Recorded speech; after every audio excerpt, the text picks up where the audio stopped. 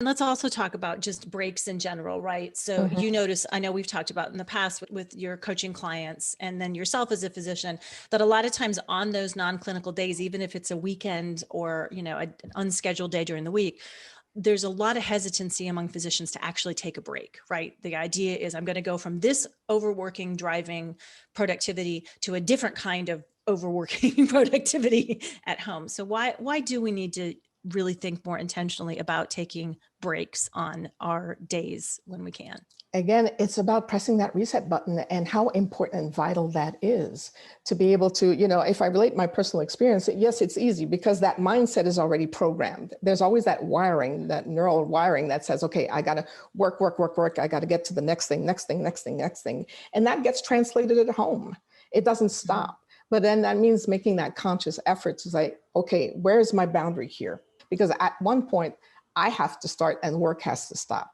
Like the rest of my professional life has to end somewhere and my personal life has to start somewhere else. And so, is everything an absolute emergency that has to be taken care of right away, right away, right away? No, it isn't. Most things actually are not. And if I take a day off, then I take a day off.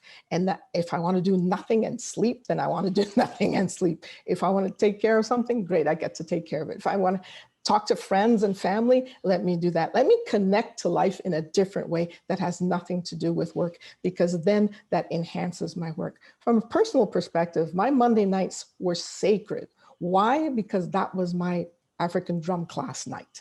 Nothing would keep me from that unless I was out of town.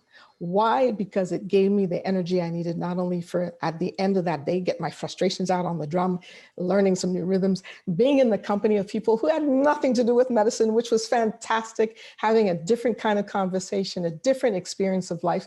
And by the time I got to work the next day, I felt energized and refreshed and ready for the day and ready for the week. That energy lasted until the next Monday, right? And because I made that switch.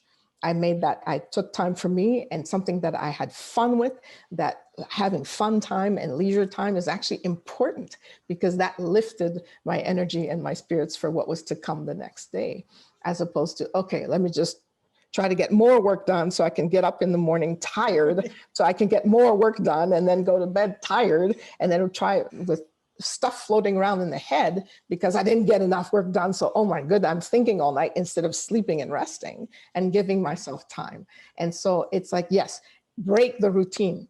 It absolutely has to be priority one. It's not an afterthought. It's not something, oh, I don't have time to it because I have something to catch up on. Right. Break the routine. That will Yeah. make the routine actually easier to deal with.